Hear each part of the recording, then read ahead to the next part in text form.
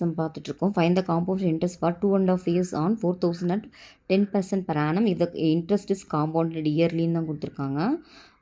அப்புறம் என்ன கொடுத்துருக்காங்கன்னு பார்த்தீங்கன்னா ஆர் கொடுத்துருக்காங்க, இ கொடுத்துட்டாங்க, என் வந்து 2.5 yearsன்னு கொடுத்துருக்காங்க. ஓகேவா? ஸோ இந்த மாதிரி ஃப்ராக்ஷனில் கொடுத்தா காம்பவுண்டட் இயர்லின்னு கொடுத்துட்டாங்கன்னா இந்த ஃபார்முலா எப்படி போகணுன்னா A is equal to B into இங்கே பாருங்கள் ஏ/பி/c அப்படின்னு இருந்துச்சுன்னா ஏ/பி/cன்னு இருந்ததுன்னா 1+r/100 to the power a 1+b/c into r/100. இதுதான் இந்த ஃபார்முலா. இங்கே p வந்து பார்த்தீங்கன்னா 4000. 1+r, r எவ்வளோ 10/100. a இங்கே ஹோல் நம்பர் என்னென்னா 2. 1+ இங்கே அந்த ஃப்ராக்ஷன் வந்து 1/2. r வந்து 10/100 தான். ஓகேவா?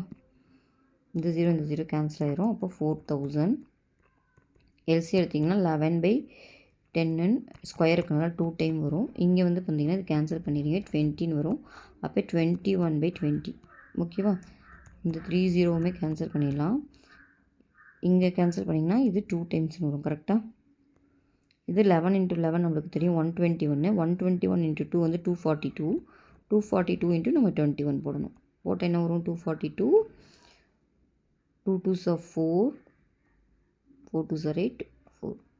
ஆட் பண்ணிங்கன்னா 28050 5082ன்னு வருது. இது வந்து பார்த்திங்கன்னா ஏ தான். அவங்க வெறும் இன்ட்ரெஸ்ட் மட்டும் தான் கேட்குறாங்க.